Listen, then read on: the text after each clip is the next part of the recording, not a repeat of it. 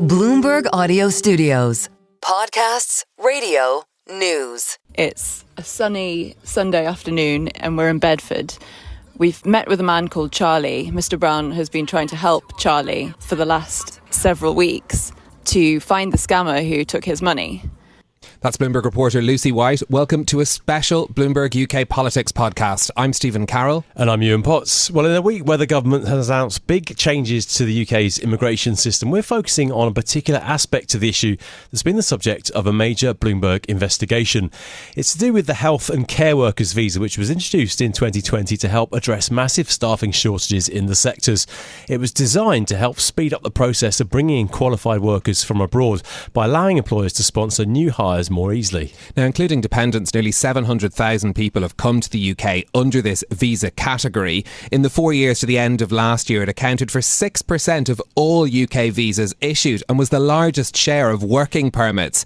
But the process has become rife with exploitation, and that's what our reporting has uncovered. And that's part of the reason the government has changed the rules around these visas. Well, Lizzy, who you heard at the top of the show, has been investigating this for Bloomberg, and she joins us now with more. Lizzy, let's start with the background to all of this. How do these visas work? So, as you mentioned, this is a system that came into place in 2020 when staffing shortages were really bad. We just had Brexit. We were in the middle of the pandemic. Staffing shortages in care homes and, care for the elderly were pretty bad.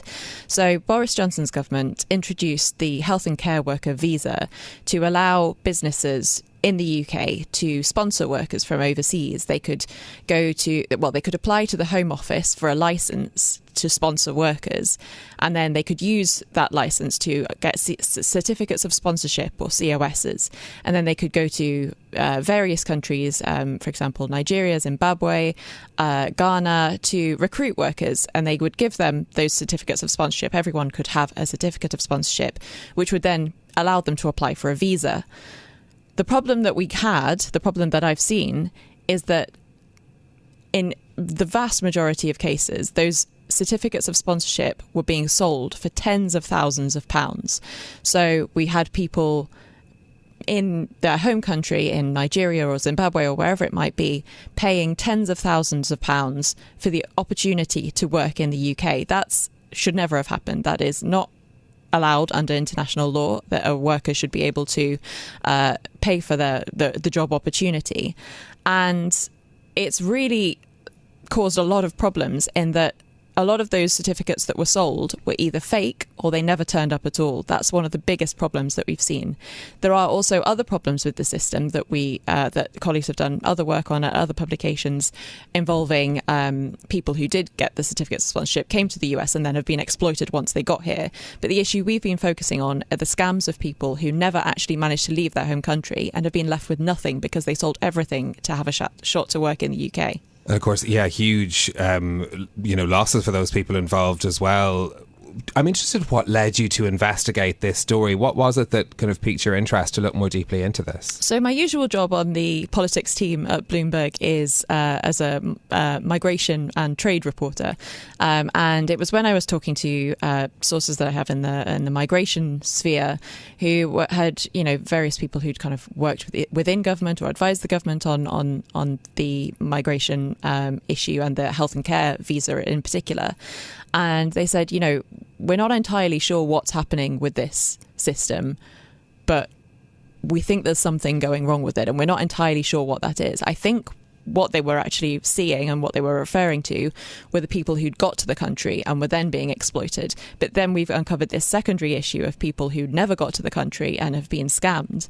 And I don't think the Home Office is aware of quite the scale of this problem. I mean, we've had reports come to us just in the year that we've been working on this story from hundreds of people who've been involved, and the sums of money for each of them, I'd say an average of about £8,000 to £10,000 they've paid. So the amounts of money that are involved in this are into the millions, and we think we've only just scratched the surface of the number of people who are involved in this. Well, we heard at the start of the programme part of one of your trips when you were out reporting on this story as well, because there are people who are trying to help the victims of these scams related to these visas. Tell us about Mr. Brown. Mr. Brown is one of the people who I've spoken to who has been trying to take matters into his own hands, because he's not had much luck with the police. He's not had much luck with the Home Office or the government in terms of, trying to find who the scammers are and be able to return the money that they've taken to the people back in their home countries.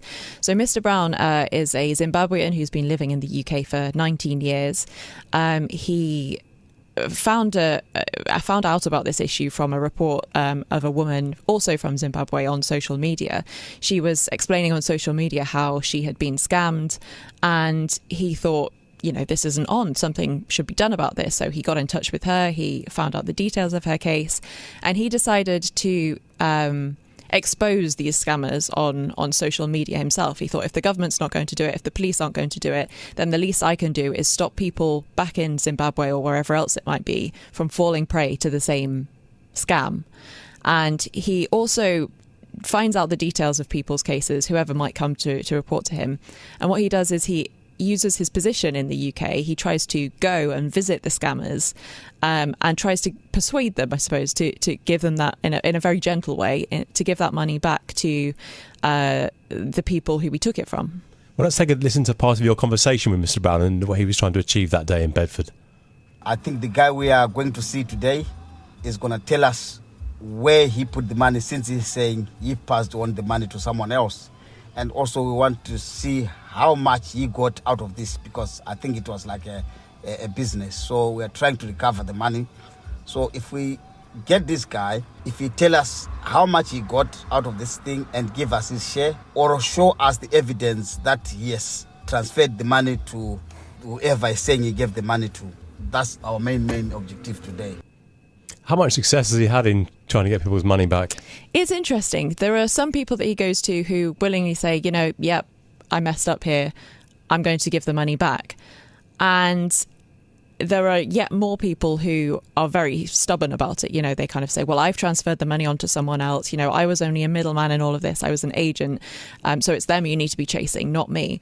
And there are certain people who do get quite aggressive about it. I mean, Mr. Brown has had a lot of threats made against him, some of which we mention in the story, from people who just want him to shut up, basically, because they think he's casting too much light onto this area. And he lost his job for doing this as well. He did lose his job, yes, exactly. He was a support worker in the NHS, and his employer at the foundation that he worked at basically said, you need to stop doing this, because they had received complaints from the people who Mr. Brown had exposed as scammers, who basically said, that this man is harassing me. He's saying all this stuff about me on social media. I want him gone. And his employer had to be like, either you shut down the Facebook page that you're running, or you have to bear the consequences of that. And Mr. Brown said, I feel really strongly about this issue. I feel that I have to be doing something for my countrymen, my countrywomen, and I'm not prepared to give that up. So he did lose his job, and he's since been, he's bought a van, he's running his own business now, but it has had real consequences for him. What's your sense of how widespread this is? Are there other Mr. Browns out there? There are. There's a woman who I've spoken to who, I should mention actually that Mr. Brown is not his real name. That's the name he goes by online, to sort of protect himself a little. I've met a woman as well called Naz Ferrari, which is the name again that she goes by online, and she's doing a similar thing, but with TikTok videos. She's trying to expose scammers through TikTok videos, and she's been organising protests outside the Home Office. We've met her there, and I think when I spoke to her a couple of months ago, she was saying since the beginning of this year alone, she'd had 150 complaints come to her from people, and some of those complaints will involve multiple victims back in their home countries. So, and again, because so much of the news about these scams spreads through words of mouth, through networks, you're seeing basically these people finding the scams that are most prevalent in their network, and yet there's various different nationalities, different countries who I'm sure I haven't even scratched the surface of. But why aren't the Home Office, you mentioned the protests, why aren't the Home Office, the police doing something about this, or what are they doing about it, I suppose? I think at the moment the protests haven't been kind of big enough, they haven't snowballed enough to really kind of grab the Home Office's attention, even though they have been right outside their office. I don't think anyone's really kind of engaged with any of the people who've been leading the protests to figure out actually, what their problem is. In various different interactions that I have had with people connected to the Home Office, I get the feeling that this particular issue around the scams is not sort of being picked up at the top of their agenda at the moment. And there is definitely a reporting problem. I think the police, we have seen reports to Action Fraud, which is the body of the City of London Police, which is in charge of fraud reports nationwide.